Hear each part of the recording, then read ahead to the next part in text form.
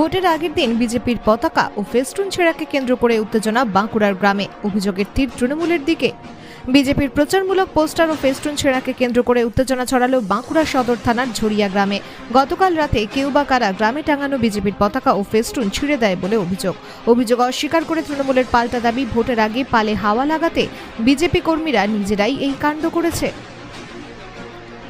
রাত পেরোলেই বাঁকুড়া লোকসভা কেন্দ্রের নির্বাচন। তার আগের দিনই বাঁকুড়ার ঝরিয়া গ্রামে বিজেপির পতাকা ও ফেস্টুন ছেঁড়াকে কেন্দ্র করে উত্তেজনা ছড়ালো বাঁকুড়া 1 নম্বর ব্লকের ঝরিয়া গ্রামে। স্থানীয় বিজেপি কর্মীদের দাবি, গত কয়েকদিন ধরেই রাতে ঝরিয়া গ্রামে তৃণমূল কর্মীরা মদ খেয়ে তাণ্ডব চালাচ্ছে। অভিযোগ, গতকাল রাতে তাণ্ডব চালানোর সময় তৃণমূলের দুষ্কৃতীরা গ্রামে টাঙিয়ে রাখা বিজেপির পতাকা ও ফেস্টুন ছিঁড়ে দেয়। বিজেপি নেতৃত্বের দাবি, ভোটে পরাজয় নিশ্চিত বুঝতে পেরেই তৃণমূল কর্মীরা এই কাণ্ড করেছে। তৃণমূল অভিযোগ অস্বীকার করে এই ঘটনার দায় চাপিয়েছে বিজেপির কাঁধেই। দাদা, কাল রাতে ঘটনাটা কি হয়েছিল? কার রাতের ঘটনা হয়েছিল, শুধু কার নয়, আজকে এটা মোটামুটি বরাবরই আসছে। ভোটটার পরেই যখন ভোট ইয়ে করে দিয়েছে তখন থেকে করছে। রাতের বেলা মদ খাচ্ছে, বেলায় মারাচ্ছে ইয়ে করে, তারপরে রাত 10টা 11টা 12টা কোনোদিন দুটো এরকম মদ খাবে আর সারা রাত বেয়ালে করবে।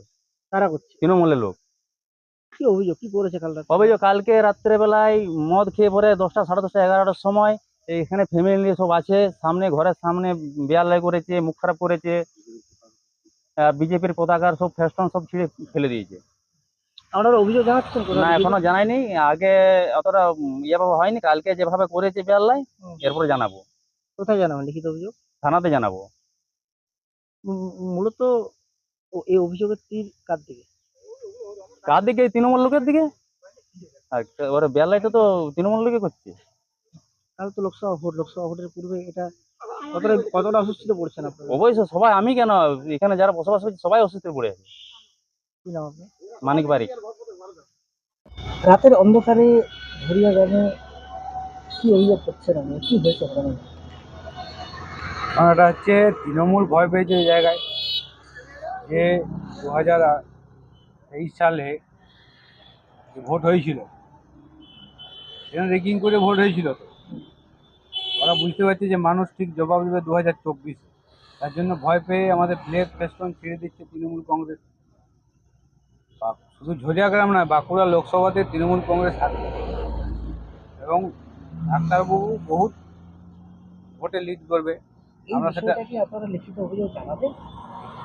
লিখিত অভিযোগ তো অবশ্যই জানাবো, নির্বাচন কমিশনের অভিযোগ করবো। কারণ ফ্লেগ ফেস্টন ছিঁড়া, দেওয়াল মুছে দেওয়া, এলে আবার কি? এই রাজনীতি তো আমাদের বাঁকুড়া 1 নম্বর ব্লকে ছিল না, তৃণমূল কংগ্রেসই এনে।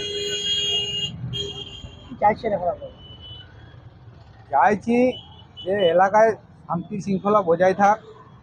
এলাকায় আমাদের বাঁকুড়া 1 নম্বর ব্লকে একটা প্রতিনিধি আছে যে এলাকায় কোনোদিন কোনো ঝামেলা হয়নি। আমাদের ঝরিয়া গ্রামে কি এমন হয়েছে, ভয় পেয়েছে ওরা? ওদের এত কিসের আতঙ্ক? মানুষের যদি কাজ করে থাকে তাহলে আতঙ্কটা কিসের? তৃণমূল কংগ্রেসকে বলছে মানুষ ভোট দেবে, লক্ষ্মীর ভাণ্ডার দিচ্ছে বলছে, এত উন্নয়ন করেছে, তাহলে মানুষ ভোট দিক। তাহলে ভয়টা কিসের? ভারতীয় জনতা পার্টি লড়াইয়ের ময়দানে আছে, লড়াইয়ের ময়দানে থাকবে। ভয় পেয়েছে। তৃণমূল কংগ্রেস এই সংস্কৃতিতে বিশ্বাসী নয়। বাঁকুড়া 1 নম্বর ব্লকে তৃণমূল কংগ্রেস যথেষ্ট শক্তিশালী। তৃণমূল কংগ্রেসের বিরোধীদের পতাকা ছিঁড়ে তৃণমূল কংগ্রেসকে কোনো জায়গায় প্রচারে আসার কোনো প্রয়োজন মনে করি না। ওনারা ভয় পেয়েছে, ওনারা বাঁকুড়া 1-এ ব্যাপক ভোটে হারবে সেই জায়গা থেকে একটা ইস্যু তৈরি করে বাঁকুড়ার মানুষের 1 নম্বর ব্লকের মানুষের হয়তো একটু মুডটা ঘোরানোর জন্য এইসব করার চেষ্টা করছে। আমাদের দলের কোনো কর্মী